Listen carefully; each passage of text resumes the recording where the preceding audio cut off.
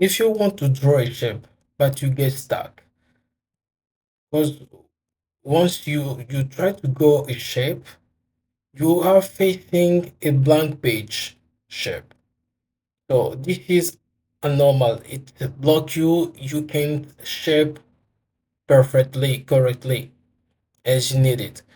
So to fix it, I want to show you how to fix it in this video. First, in the top of in the top here, where it is written compatibility mode, click on it in order to change the name of your file. Let's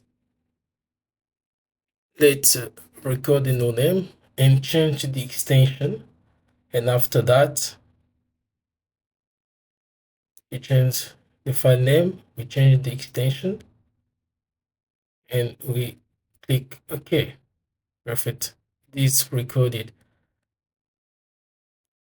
Now click on accessibility mode here down and click convert. Perfect. It is fixed. Now you can insert the shape without worrying this blank page to appear.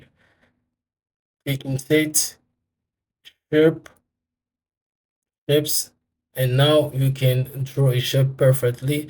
You can even change the background color without any issue. So if you like this video, think to like this video, to subscribe and share in order to help another person. Take care of you. See you.